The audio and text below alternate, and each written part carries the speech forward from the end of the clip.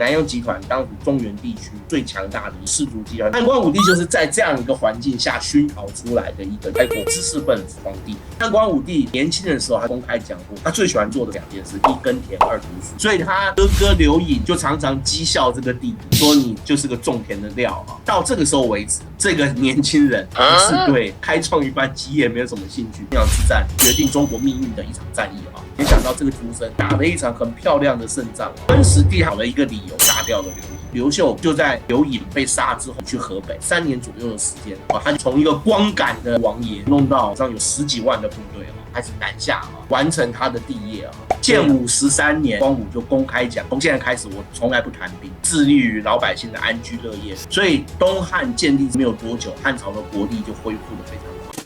Ladies and gentlemen, welcome the host. 欢迎收看今天的互来座谈节目，我是主持人历史哥李修。我们今天呢要来继续谈我们的大任诗人系列的历史啊。我们今天想谈谁呢？我们今天来谈一个新的系列啊。我们上一次啊把重要的皇帝呢，秦皇汉武、唐宗宋祖、明太祖，还有清圣祖，这一路谈下来哦。但是有很多啊，明明也是一个非常强悍的皇帝，或者是他也建立了大功业，可是，在历史上呢，因为啊，相对于这个比较低调或者其他的原因呢，比较没有被注意到，所以我们今天开启一个新的系列啊，我们可以把它称之为被低估的皇帝啊。而今天想跟大家来谈的是谁呢？是汉光武帝啊。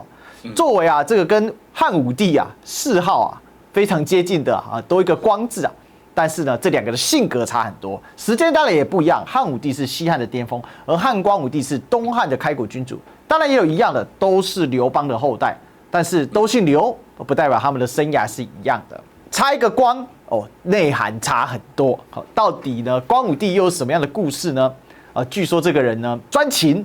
然后非常的有学问，也可以说是历史上读最多书的开国皇帝之一啊。那今天呢，我们就来谈一谈这样的个故事哦。所以呢，我们今天的历史讲堂啊，我们当然要有请呢王立本老师，学长好。主持人好，还有全世界的观众大家好。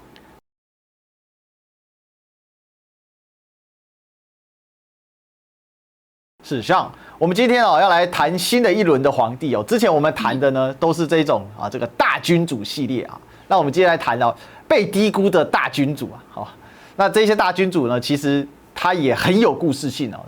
可以说他的故事也是拉满，只是呢比较少被注意到。那大概也跟这个影视剧比较少注意到他们，可能也有一些关系吧。不过我们先来了解一下他的出身是什么。他是西汉哪一个皇帝的后代？讲到这个汉光武帝刘秀，其实刚刚学弟说的蛮好的，在历史上这个汉光武帝比较没有受到那么多的一个注意，但实际上他是一个很特别的一个皇帝。他为什么叫光武帝？其实刚刚学弟有点到，光武帝光是光复的意思，等于是他光复了汉室。我们知道在历史上能够这种中兴王朝光复旧王朝这样的案例其实并不多，那他是很少数能够成功的一个例子我们先讲一下汉光武帝。汉光武帝，我们今天在那个《后汉书》看到他的世系，基本上是出于汉景帝的后代。我们知道汉景帝他因为当时已经是西汉王朝比较稳定之后的一个情况了所以汉景帝的子孙特别多。所以到了西汉晚年、东汉之后，几乎所有姓刘的都说自己是汉景帝的后代。各位有没有发现刘备也说中山靖王刘胜之后，对不对是啊，反而武帝的后代在东汉之后不显对对对，都喜欢讲自己是景帝的后代这当然原因有很多啦，这里过去有人做过一些分析啦。还有一个原因是因为文景之治嘛，汉景帝被认为是一个盛世的巅峰。其实早期汉武帝并不受到推崇，这我们过去讲汉武帝的时候也有讲到好 ，OK， 那汉光武帝他的世系来看，他就是汉景帝的一个后代。不过实际上长沙定王刘发，对，没错，刘发的后人。不过汉光武帝的家族虽然跟汉朝王室是有血脉关系，这是没有问题。他们家在刘秀的前几代也都有爵位的，但是实际上他们家跟汉朝王室的血缘已经相对而言比较远了，而且他们家后来4代都居住在河南的南阳郡。就是我们今天常常在《出师表》里面读到的人本不一，躬耕于南阳的这个南阳郡所以他等于是在这个地方长大的这边先稍微讲一下南阳郡啊，各位，南阳郡在两汉时期，尤其到了西汉晚期之后，成为当时中原地区的第一大郡。除了帝国的首府长安，以及另外一个形同是东都的洛阳之外，人口最多、手工业最发达、农业最繁荣的一个郡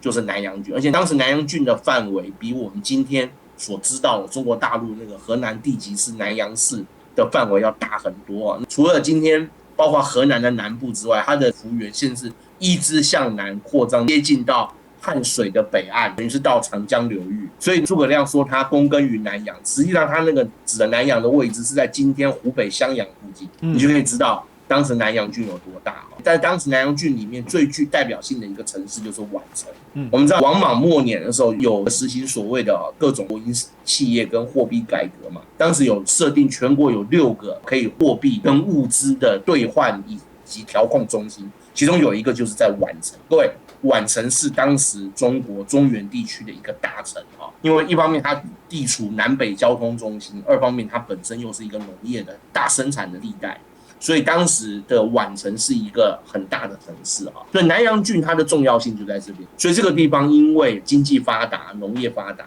再加上见识广博啊，所以这个地方的士族到了西汉末年之后就格外发达起来。简单说，南阳辈出人才，我们可以这样讲。那所谓的士族集团当中的南阳集团就成为当时中原地区各士族集团当中最强大的一支啊。而且南阳集团不但是拥有土地跟人口，还有财富啊。他们也以经学传家，非常重视教育啊。我们待会就会看到汉光武帝的那一票开国功臣们，用我们今天话讲，组一所大学的大学教授阵容是没有问题的啊。还有很多经学大师都在里面。对，没错，很多经学大师竟然都在里面哦。汉光武帝就是在这样一个环境下熏陶出来的一个，你可以说他是个士族子弟，大陆有些书甚至说他是地主豪强，也没有错啊。后汉书明确记载，他们家田地非常的多。那汉光武帝有一点比较特别的，他很年轻的时候他就公开讲过，他最喜欢做的事情就2件事：一耕田，二读书。所以他很喜欢在田地上跟农民一起劳作。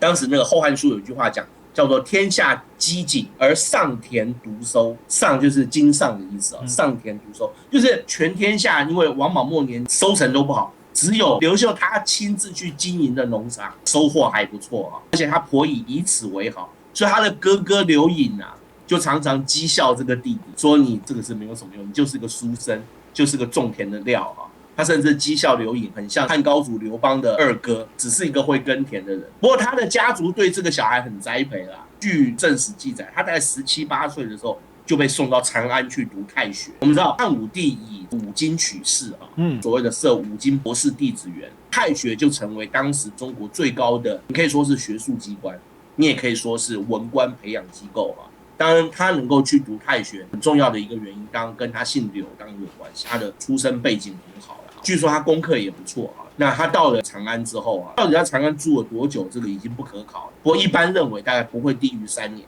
所以他应该也亲眼目睹了当时西汉晚期王莽专权，当时整个天下即将大乱的那种情况啊。对，他应该也是亲眼目睹了。不过到这个时候为止啊，这个年轻人还是对称雄于天下开创一番基业没有什么兴趣。他在长安读太学的时候，他自己讲过，他说仕宦当作执金吾嘛，什么意思呢？他说他只想当一个警察局长啊。据说他看到长安执金吾骑着马，穿着盔甲，带着几个士兵巡逻街头，他就觉得神气啊。另外还有一句，他说娶妻当娶阴丽华。阴丽华是一个出身南阳的一个女孩子家族其实也是相当显赫的阴丽华也是南阳士族的家庭。这边我补充一下这个殷家的部分，就是讲一讲。对，好，这个殷家是这样他们在当地是巨富豪强据说他们家的田地是广袤无边的可以跟当时呢在南阳的不管是刘氏宗亲或者是另外一个邓氏宗亲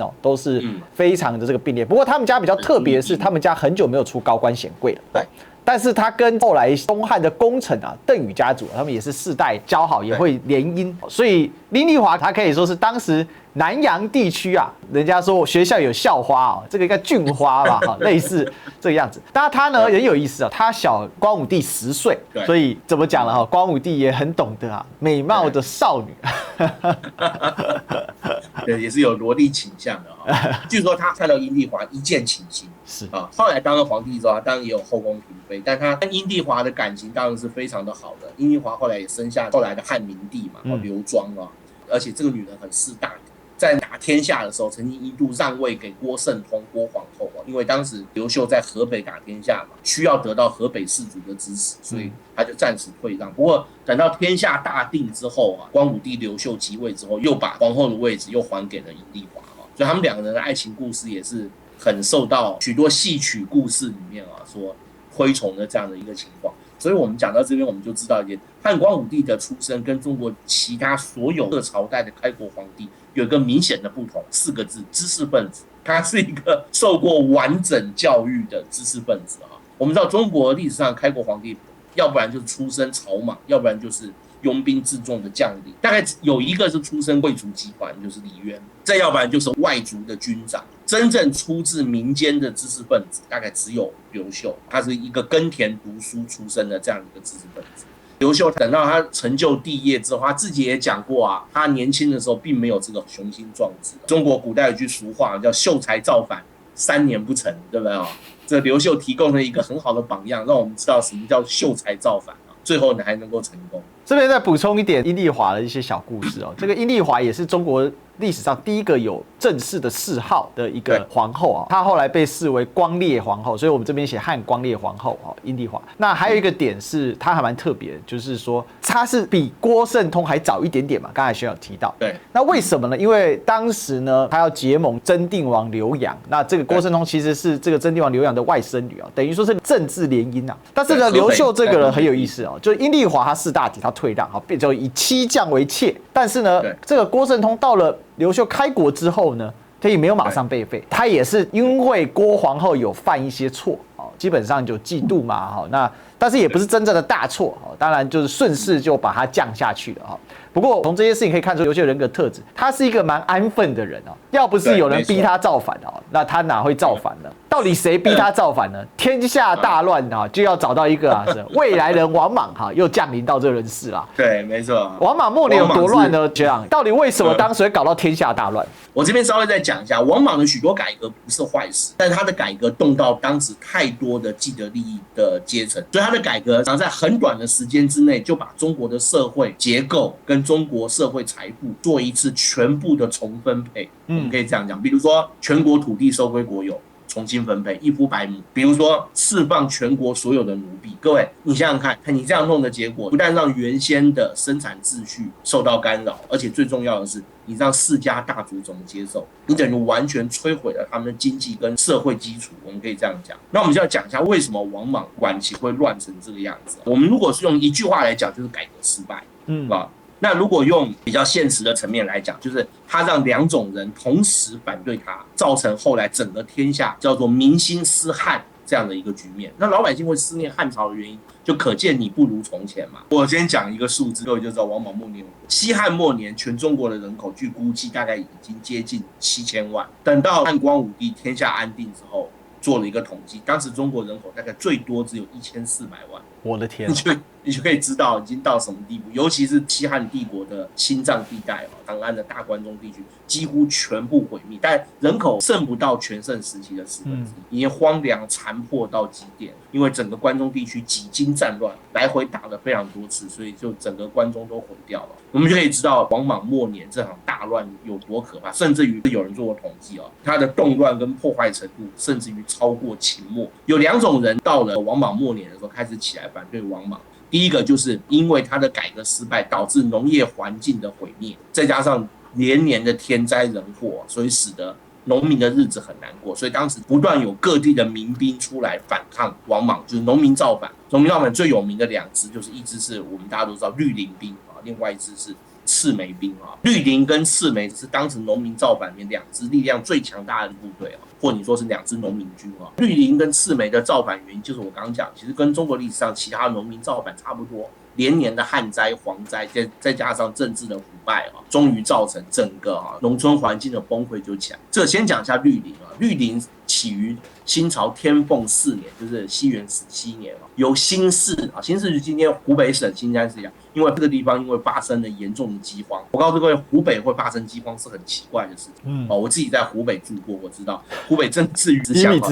怎么会搞到饥荒呢？这让人不可思议哈。因为这个地方发生严重的饥荒，当地的饥民就在王匡、王凤，据说就是当地人，这2个人，有人说他们是堂兄弟啊，但历史记载不是那么清楚，不过应该是同族的。他们2个人就起来带领了湖北地区的老百姓开始起来造反。一开始是以绿林山为基地，所以大家都称他们为绿林兵。发展速度非常快西元17年，天凤4年起兵一开始的时候只有2-3千人，到了帝皇元年，就是西元20年，也就是才短短3年的时间，扩张到6万人。湖北那时候人口也没有很多，你就会知道这个地方当时老百姓几乎都起来造反，3年成长20倍。对，就会知道老百姓日子有多难过。这是绿林兵绿林兵后来兵分多路向各地发展，一路由王常、陈丹这2个人率领向西进入到南郡，南郡就是今天的鄂西湖北西部。另外一个就是王匡、王凤自己率领向北攻打哪一个目标呢？就是我们刚刚讲南阳最大的城市宛城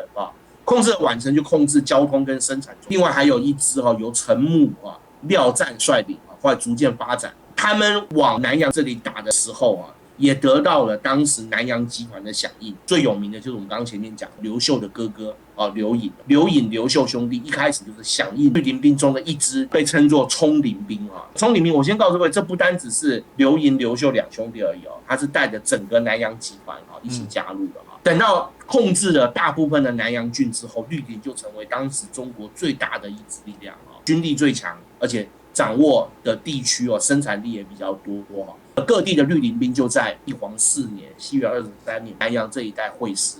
他们共同推举了另外一个是南阳地区出生的一个王室后裔，叫刘玄。他跟刘隐是同族的，对，是同族的，都叫冲林刘氏。他们有同个高祖父啦。对，所以他们算是远房堂兄弟简单讲是的。对，刘玄就是历史上所谓的更始皇帝嘛，因为他的年号叫更始。更始皇帝即位之后等于是天下有了一个核心的号召，因为我们刚刚讲到人心思汉，对不对？对。王匡、王凤就被封为所谓的上公刘盈也是因为拥立有功，再加上他是皇族嘛，所以被任命为大司徒这刘秀为太常偏将军。各位，偏将军是官阶不高的，他哥比较厉害一点，大司徒等于是宰相。然后就发生了历史上很重要的一场，因为这时候整个河南、湖北这一带都大乱，王莽的主力部队就前来，试图一举扑灭这一带造反的势力，就发生了历史上的昆阳之战。昆阳之战非常重要，昆阳战役发生在帝皇4年更始元年，这是决定中国命运的一场战役以绿林军为主力的刘秀跟刘盈2兄弟的部队，在昆阳，现在就河南的叶县这个地方，在当时也属于南阳郡大破新莽的主力当时新莽的主力以王毅、王许为主力王毅、王许据说是王莽的亲戚，他们率军从洛阳出发跟各地的征调的这个官兵会合，直扑昆阳这一带，对外号称40万大军不过有人考证应该没有那么多。这边我补充一下这里有很多个数据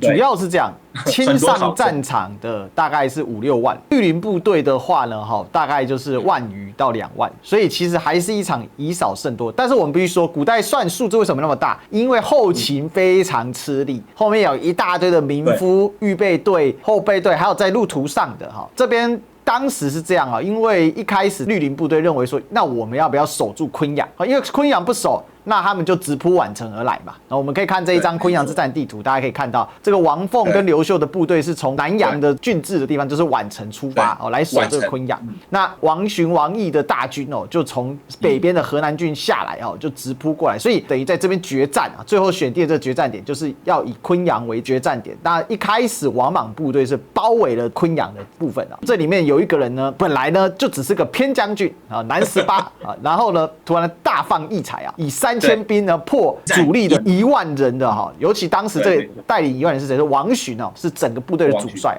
结果王许呢还被斩杀在阵。刘秀打的第一场大胜仗这个书生带兵第一次打的胜仗。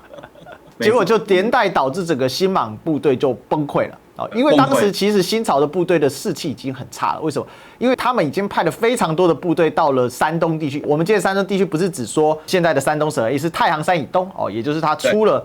函谷关之后，黄河平原整个黄河平原，因为民变四起嘛，除了我们刚才讲的绿林、赤眉之外呢，甚至还有像山西、河北。对红马这些起义军就很乱他们到处灭火有点像灭火特工队所以昆阳之战就决定了绿林军的大胜。那现在学长守昆阳城呢，就是刘盈，就是他哥哥。简单讲，就刘秀带部队从外面里应外合来攻击王莽的部队。在这之前，刘秀并不认为有军事才能，没想到这个985大学毕业的书生，带着部队打了一场很漂亮的胜仗击败了刚刚那个学弟说的新莽部队的主力而且是一员猛将王寻的部队，而且将王寻斩于阵前。哇，整个新莽的部队一时之间就很快就崩溃了，在昆阳这边几乎全部被歼灭。这个消息传到长安，据说王莽当时就吐血从皇位上滑下来，他就知道完了，整个山东地区的大乱已经到了这边就无可救药，因为主力被歼灭了到此结束，主帅也被歼灭了。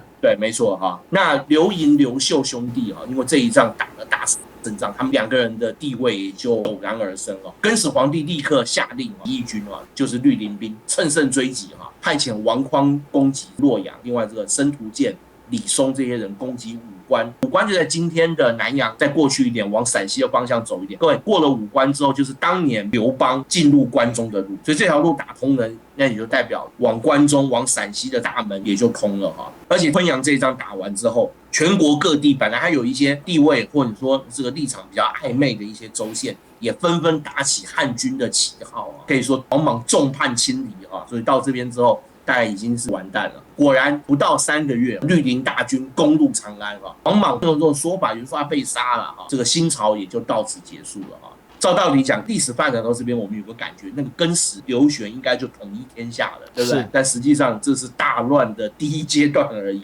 远远没有结束更始帝他们攻下长安之后，各位，整个更始集团的内斗就开始。为什么呢？因为刘盈、刘秀兄弟的声望竟然超过了刘玄，因为刘盈才能非常突出他少年就任侠但他弟弟是个凶控。这中间的想法，刘秀非常的遵从他的哥哥反正哥哥叫我做什么我就做什么。他哥哥身旁的小跟班嘛，可以这样讲。对，可以这么说各位，刘玄不是傀儡皇，我们不要弄错了刘玄其实他是有一定的政治才能，而且他当时是可以发号施令的。而且最重要的是，自从昆阳战役获胜、攻下长安之后，刘玄已经被认为是全国的皇帝。可以这样讲，他是当时的代表性君主，因为王莽已死，所以谁是当时中国的元首？如果你用现在的角度看，就是刘玄。这边补充一个东西，为什么是刘玄不是刘盈？为什么这么讲？刘玄他会是皇帝，因为他的血统更纯正，他更接近本家因为我们刚刚讲到说，他们都是刘买之后嘛，这个刘买后来他有一个后裔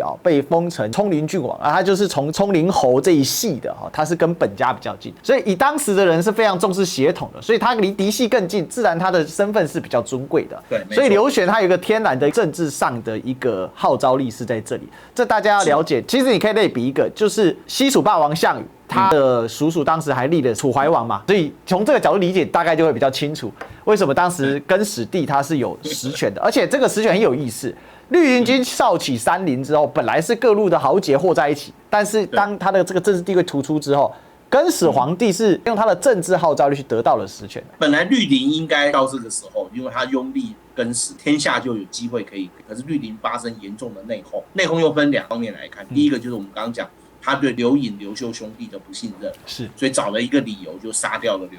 盈。另外一个就是他对一开始的时候拥护他的将领王匡，各位请注意，这是有2个王匡。王莽的将领有一个叫王匡，绿林有一个叫王匡，不是同一个人但是同名同姓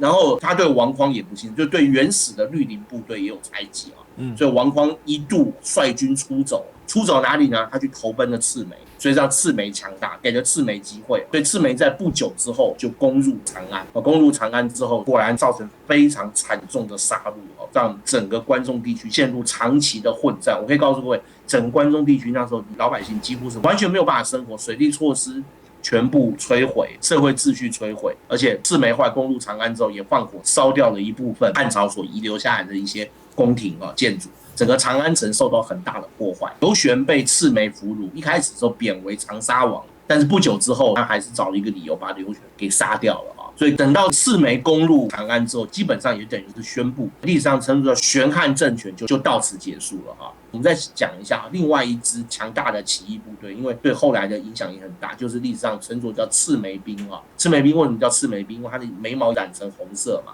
赤眉兵在天凤5年，他时间比绿林晚一点，他首领是个山东琅琊人，叫做樊崇哈，在山东这一带起兵啊。后来他们也立了一个汉朝王室的后裔，历史上被称作叫赤眉皇帝刘盆子。刘盆子这个也很妙哈，这边也补充一下。刘盆子当时呢，被赤眉军所虏获啊。怎么说呢？因为赤眉军啊，这樊崇这些人，他们的文化水平很低啊。对，很多是文盲。对，他们又笃信巫术哦。然后山东这个地方呢，当时信的一种叫做地狱神啊，就是这个地狱会有一个主神哦，或者叫做该尽的主神是谁呢？一样是刘邦的孙系哦，是陈景王刘璋啊。那他们就在那边到处找这个刘璋的后代啊，据说找到了70几个啊。但是呢，找嫡系的嘛，就最后就找到刘盆子3兄弟啊。那这3兄弟要立谁呢？最后是用抽签决定，大家知道吗？好，对，没错，抽签的3个签，然后呢，前2个兄弟抽的是空白签，刘盆子的签是上将军，就你上吧。但他实质上是没有实权哦，这个是赤眉跟绿林很不一样的地方哦，在这个政治性质上面有一个很大的不一样。还有一个比我们刚刚讲这些发展更重要的，就是刘颖的弟弟刘秀啊，就我们刚刚讲这位书生刘秀。刘秀这时候其实已经崭露头角了，他哥哥甚至于对这个弟弟越来越器重。不过这时候他还没有一个很高的地位，所以刘秀就在刘颖被杀之后没有多久，他就告诉刘玄他愿意到外面去发展。其实这时候是刘秀这一生最危险的时候。如果这个时候刘玄翻了脸，把2兄弟一起杀掉，我告诉各位，后来历史就完全改写了。有戏剧这样演啊，其实也非常传神。因为据说刘颖被杀之后，刘颖的太太就自杀了。但刘颖有留下孩子，当时他等于是带着他哥哥的部将这一群南阳的士族，非常狼狈的就从这个长安出发，一路向北进发，去哪里？去河北。当时刘玄给他的责任就是叫他到河北去勘定河北各郡。各位有发现，这时候的战争主要在山东、河南、湖北，还有关中，就是陕西这一带，并没有在黄河以北。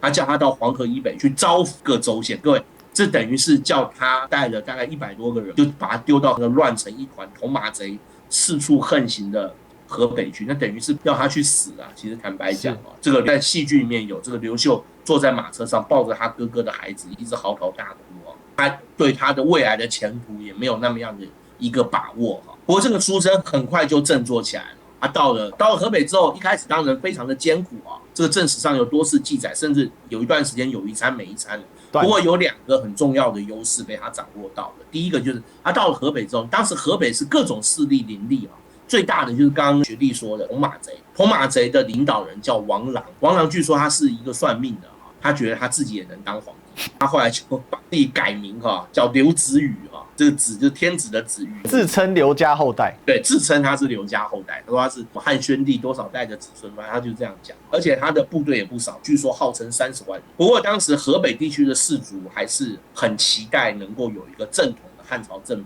来领导他们。我告诉各位，刘这个姓在这个时候是有魔力的，尤其是如果你又能够证明你自己是汉朝的子孙。那刘秀不用证，昆阳战役之后已经有全国性的知名度了他们家又是南阳的士族，所以他的身份是毋庸置疑的。所以他到了河北之后经过一小段时间的艰苦的时间之后，他就得到河北地区2种人的支持，一个就是河北地区的士族，比如最有名的就是我们刚讲那位刘洋先生他也是西汉时期所封的一位王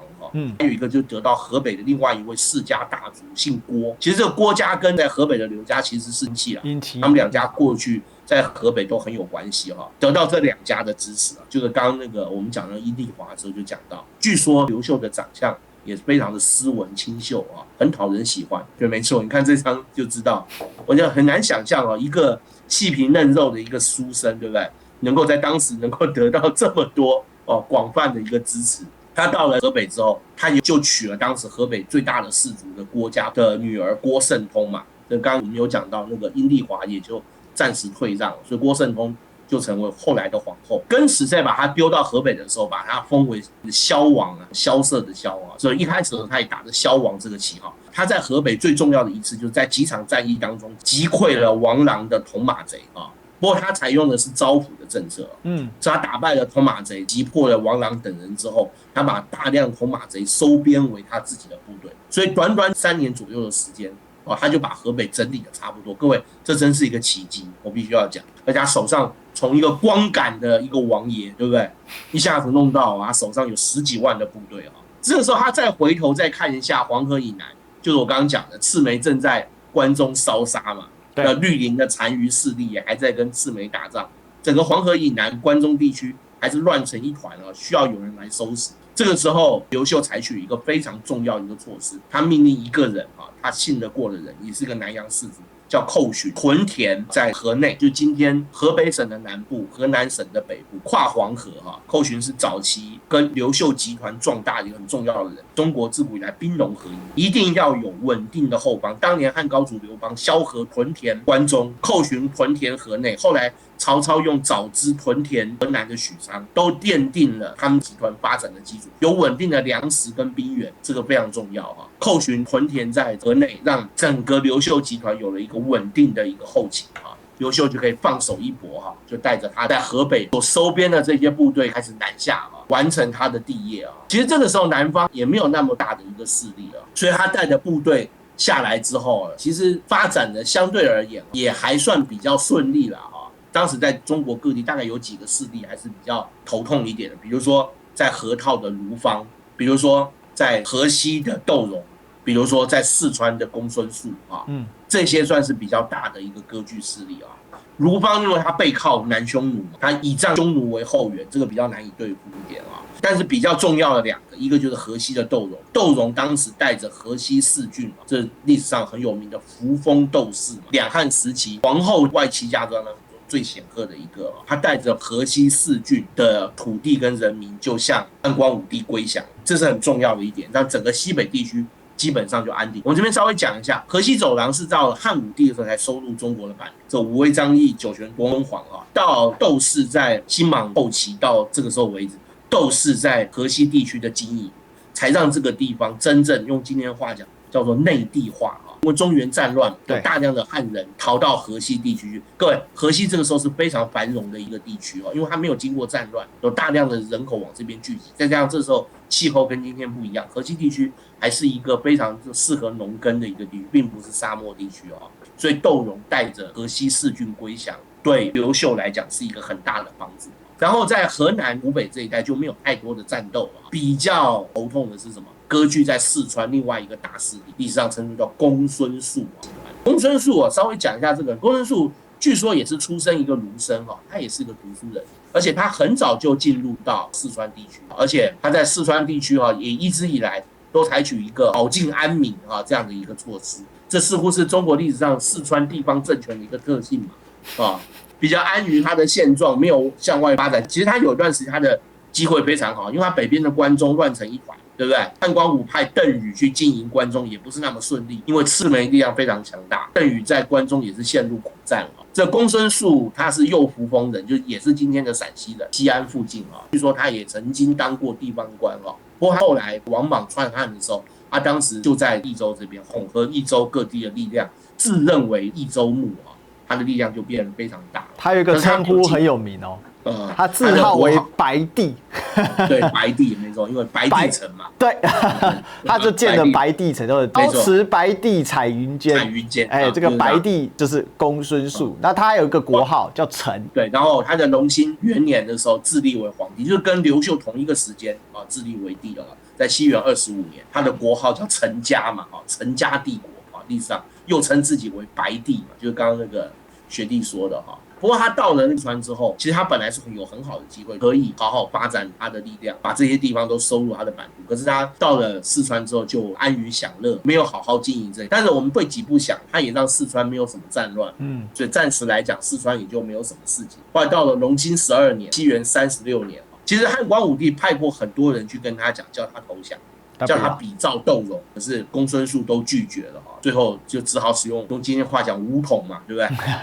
合统不成，只好使用武统这个历史上，在西元36年的隆兴12年的时候，汉光武帝派出也是属于他南阳集团的大将吴汉。先讲一下南洋集团绝大部分的将领都是儒将为主，像寇恂、冯异、杜宇都是儒将为主，唯独一个擅长冲锋陷阵、打仗以勇猛自居的就是吴汉。吴汉也是南洋人正史上称他叫南洋大人什么是大人？就是地方上重要的人物另外副将叫做张公主要是在今天湖北这一带集结东汉的部队进入到四川盆地发动攻击。不过这个仗也打得相当的惨烈是统一战争算是比较后期，也是打得非常惨烈。公孙述也是集结所有的部队10几万人奋力抵抗。先在重庆，当时在叫做江州这里打了一仗，然后之后这吴汉的部队长驱直入，直扑成都这边，他就据守在成都最后公孙述是亲自带领剩余的3万多部队向吴汉发动猛烈的冲击最后他自己中枪伤重不治阵亡。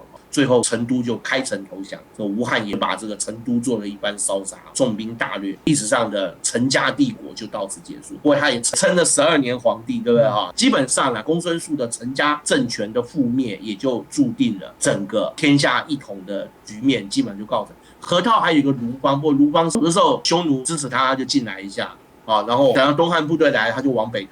逃过黄河，然后进入到匈奴的势力范围里面，所以那个只能做边界的骚扰，已经没有办法动摇到整个中国的本部所以历史上一般正史都认为，西元36年就是光武12年这一年，基本上就是东汉统一的这一年，天下统一就开始，可以说就从这时候为起。这边再跟大家补充一些光武帝这个整个集团的要员刚才我们说南洋人很多嘛但其实首功者呢叫邓禹我们刚才讲到他跟阴丽华的殷家是世交，没错所以他们其实也是有亲戚关系的。他呢是被列为汉武帝的云台28将之首。那这个云台28将很有意思这是到了汉明帝时代为了缅怀光武帝开国之艰难，所以呢就在南宫云台阁这个地方就命人画了28将的一个画像。不过呢必须是非宗室非外戚没有婚姻关系的，对不能是姻亲，不能是宗室所以有些开国也是出大力的他就没有被列入那这边就是云台28将的一个名单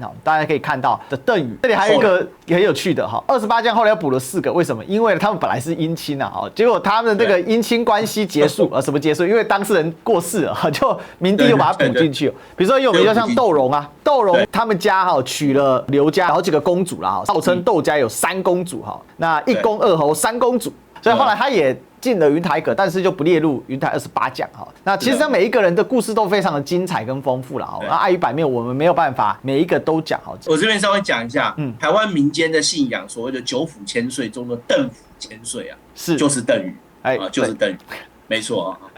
而且这个邓禹有一点意思他跟光武帝就是刘秀年轻的时候2个就是千口这回短，对，就是很好的朋友，一起在长安，对，据说一起在长安读书嘛，对，他们2个，然后又同乡嘛，然后这个就是臭味相投，2个人非常要好，而且他呢也是读书人所以呢开国之后，大家知道光武帝有一个特质第一个他不杀功臣嘛，但是呢解除兵权，所以很多人会谈到说，杯酒释兵权，把它视为宋太祖的一个创举我告诉大家有人连杯酒都不用就释兵权了这个人叫光武帝。以后大家开读书会了，就不谈兵了。但邓禹很神奇邓禹当时他知道光武帝已经统一天下了嘛，那要削兵嘛，削兵劝儒，他找了邓禹来，就邓禹说没问题我交出兵权。可是呢邓禹继续参与国家机要大事，为什么？因为这个人呢他也是个读书人，所以知识也很丰富，他能文能武基本上光武集团就是这个特质汉光武帝长这样，他的好朋友邓禹长这样整个集团都是这个概念那另外呢再讲一下几个比如说像贾父这个是位列第3因为吴汉是将领比较偏武将型那贾父也是儒生出身那他这个呢有点像光武帝的侍卫常常伴在光武帝左右那冲锋陷阵但后来呢当光武帝一声令下希望大家削兵劝儒的时候，他也加入了，那也是少数在削兵之后大家就开读书会嘛但是他是少数依然留在中枢的人那这个也是一个蛮重要的一个角色还有另外呢像是冯异我随便介绍几个，大家就会了解这光武集团的很特殊的地方。他这个是云台28将位列第7冯异是潁川人潁川郡是南阳郡的隔壁郡他的性格也跟光武集团很像，为什么？他有一个绰号叫大树将军大家如果去 Google 大树将军，这个是有声书有人做词条的为什么？因为呢，当时大家知道嘛，打天下嘛，那一干人大家就聚在一起喝酒，就吹牛逼嘛，哎呀，我告诉你我都会打。那冯异这个人就不喜欢跟人家那么夸耀哈，就跑到旁边独坐大树下就不讲话。对，那光武帝就很欣赏他哈，大家号他为这个大树将军呢，就后世呢不夸耀不军功的一个典范啊。建武13年，就是统一后第2年，光武就公开讲，从现在开始我从来不谈兵，我只致力于老百姓的安居乐业跟经济发展。所以东汉建立之后没有多久，汉朝的国力就恢复得非常快，对，整个国家就基本上陷入太平的状况。而且他公开讲，他不再对匈奴用兵，卢方死了嘛，南匈奴就迁到河套，变成中国的附庸。然后河西走廊以西的地方，西域他暂时不碰了。另外就是朝鲜半岛新崛起的朝鲜的新的王朝王室高丽，侵夺了一部分西汉时期在朝鲜半岛的领土，他也没有计较，也没有深究，基本上他是一个保守以和平为取向的帝国。我们必须要说，因为新莽末年天下大乱，乱得太厉害，老百姓太可怜了哈，所以他的这一套休养生息的作风是正确的也让整个东汉的政风趋于一种保守稳重醇厚的一个时代。东汉是中国上古的几个王朝里面文风最盛的，经学大家辈出，因为这个王朝开国集团就是大学教授等级的嘛，所以整个王朝的一个风气大概基本上就是这样。好，我介绍几个经学大家，比如说像这个苻湛，这个是琅琊人当然我跟大家报告，琅琊这个地方因为其实就在山东，距离鲁国很近，所以这个地方本来学风就很盛。对，那像这个苻湛你可以看他是西汉经学家，很有名苻慎之后嘛。如果你对那个金古文字真有研究的，你就知道他就是专门就是要来用这个经学，他就很重主持这些朝政你看他很快就把功臣集团的军权就转移到了这一些修经学的，讲白以现在的说法是什么呢？就是专业官僚。对，没错，专业官僚上没错。还有另外像是这个经学大家像韩信他也是开国功臣嘛，他呢一样是南阳人那比如说你看他们除了是官员之外，他们对经学也都很有研究。比如说他就唱设春秋左传要列博士，那这今古文之争这个东汉贯穿这国学如果大家有学好的话就知道，左传属古文经，公羊谷梁属今文经就是左传的论战就从他这个时候开始但是他有另外一个故事，是他是光武帝皇帝生涯唯一的人生污点为什么呢？对，没错。这个韩信呢，他有一点像魏征他喜欢唱反调，对，很耿直就是说高情商的说叫耿直低情商的说就是唱反调，常常搞得光武帝很不开心就觉得说哇，你这整天唱反调。有一次讨论到亡国君主的时候，他就说亡国君主追节奏也是有才的。哇，这光武帝就气得要死就是你在讲什么东东就把他罢官然后呢想一想越想越不对劲还派人就写了一个谕旨送信送到他家去，再骂他一顿。对，结果呢这个韩信气节嘛，就连累他的儿子叫韩殷两个就自杀了。对，就他一死天下大动哇，他是一个大博士对被逼死了。对，他也没做什么坏事那武帝说光武说我没有要杀他，但是很懊悔对。后来呢因为他官至大司徒大司徒是非常高的官相当于宰相。后来就恢复他的爵位所以大家可以看到，这就是一个光武帝的一个人生曲线那最后补充一件事大家说前面那个赤眉军怎么不见了赤眉就是一群乱哄哄的没有完成政治化的一群不如律令。那因为他灭了更始之后呢，又在长安里面自己又分裂打来打去最后因为长安关中粮尽就想退出去那一度呢是投降给刘秀，但后来又降而复叛，最终被光武帝给消灭了是这个样子所以赤眉很短暂就灭亡了学长，那我们最后谈到这里我们来总评一下光武帝到底他这整个朝代的特质跟特色吧。好，简单说啦，光武帝这个朝代他的开国基本上我们可以说就是王室与士族共治的这样的一个朝代我们看他的首都建在哪里？建在洛阳。在当时他的理由是说那个长安地区就关中地区残破嘛，对不对？其实现在一般史学家是认为建都在洛阳还有一个原因，是因为他自己本人跟所有这些士族集团他们的家业包括他们的土地财产都在南阳跟颍川。各位，南阳跟颍川离洛阳很近，所以这些人在朝为官可以就近看管管理自己的财产。简单讲就是这样另外还有一点就是汉光武帝当然是个好皇帝他很多的措施作为，休养生息啦另外还有好几次下诏解放奴婢啦好几次下诏希望鼓励老百姓去开垦荒地。另外表彰气节，就是不跟王莽合作的读书人因此死掉的他都给予一些表扬这些都是对整个时代的风气很有帮助不过他有一个缺点，就是他后来又再度提高了君主的权力他又削弱了外朝的权力，然后增加了所谓的尚书台。所以尚书就是负责的意思，尚是负责，书是办公的意思，就是皇帝的秘书级，那是皇帝的内朝官。这个使得外朝被削弱，内朝加强。其实这个趋势汉武帝时代就已经开始了所谓大司马、大将军就从这里面出来的。但是汉光武帝又把它增强，这个也埋下了一个原因。就是后来等到皇帝年纪小不能处理政务，那可能就会由皇帝身边的外戚跟宦官就有可能弄权，这是他的缺点。不过总的来讲，汉光武帝依然是非常难得的，因为他是一个真正知识分子开国，而且在他的主政之下，东汉的政风淳朴。我告诉各位，再补充一个，东汉200多年从来没有任何一个废太子跟废皇后被杀的记录。我告诉各位，这个在其他王朝是没有的所以整个王朝的气氛基本上是一个醇厚的气氛。是一个文治的气氛这也使得一般来讲，我们大家好像都比较着重西汉，比较少注意到东汉，对不对？西汉比较精彩有汉武帝但是实际上就人民的生活水平来讲，经济发展的程度来讲，以及中国文化的发展的程度来讲，东汉都胜过西汉。是这个基础就是在汉光武帝手上这一位985大学的毕业生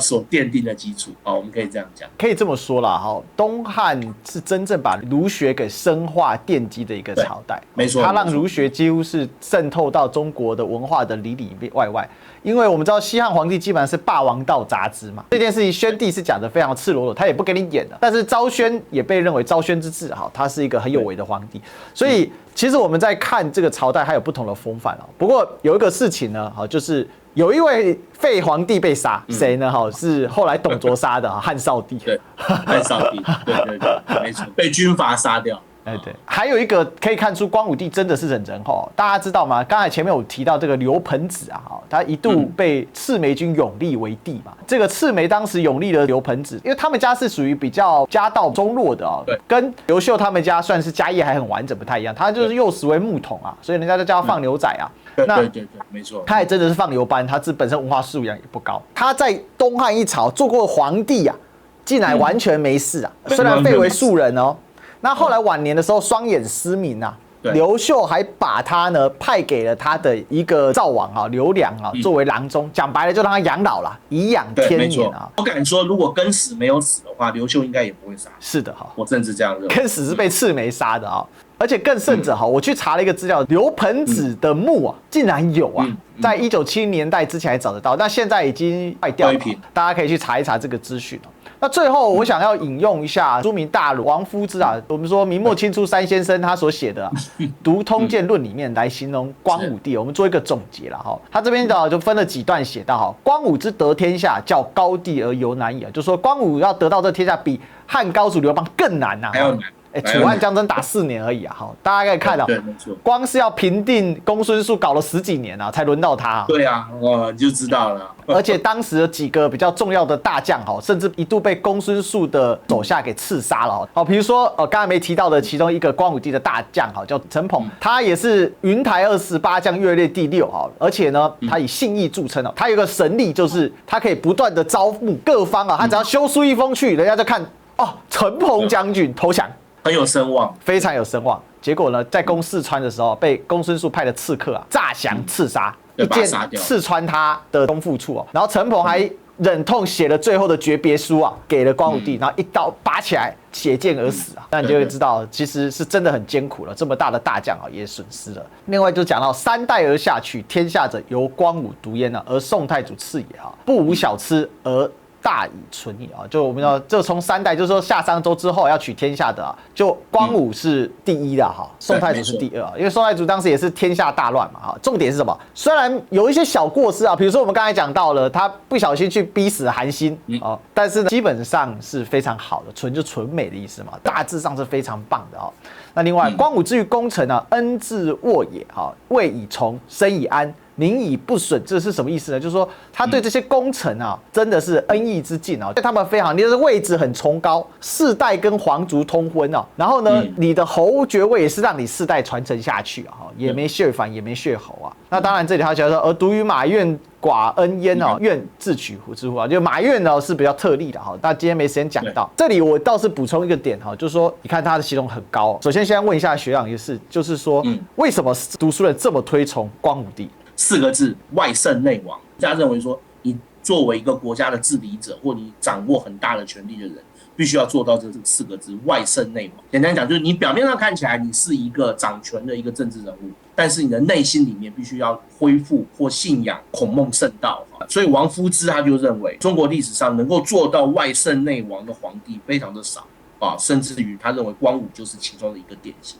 他信仰孔孟圣道，而且他能够具体在他的施政当中能够实现，他又不失为一个人君该有的一个风范。光武有讲过嘛，正以柔道取天下，我从来不硬来，这符合所谓的儒家讲的人君啊这样的一个形象。所以王夫之就特别推崇他。我告诉各位，王夫之这位老先生脾气不好，几乎被他骂光了。很少数他会讲好话的皇帝，光武是其中一个。我可以告诉各位。但隐藏在这之下了，有一个弊病，也是东汉跟西汉最大不同，就是后来皇帝常常早死。为什么？大家知道吗？对，都是那个氏族集团在通混嘛。没有错。好，恩自沃也，未以从，生以安。好，为什么？因为他们不断的交叉通婚窦皇后可以有好几个。所以呢，光武帝确实开创了一个王朝，但南洋集团的内部这不断的通婚的结果，也造成了后代越来越纯弱就永远都是皇帝长大，然后就死掉，然后不断的外戚跟宦官不断的交互。变成一个恶性循环。是的，但也酿成了天下之大乱也使得东汉的中后期之后政治越来越糟糕是这个样子好，那我们今天呢关于汉光武帝的讨论我们就到这里了我想这种被低估的皇帝讲起来很有意思，故事很丰富，而且他其实很有深度。但是因为人呢会让你比较不熟悉所以我们会尽量补充他的很多的一些细节事实上，光武帝还有很多施政举措，我们并没有时间好好的来谈那最后还是要跟大家讲我们今天呢这个呼来座谈，我们的历史讲堂就聊到这里了那我们的大人诗人系列会继续来推进，那也欢迎继续帮我们按赞、订阅、分享、加入会员那我们可以做得更好那还有呢，也可以透过线下的超级留言，超级感谢绿界、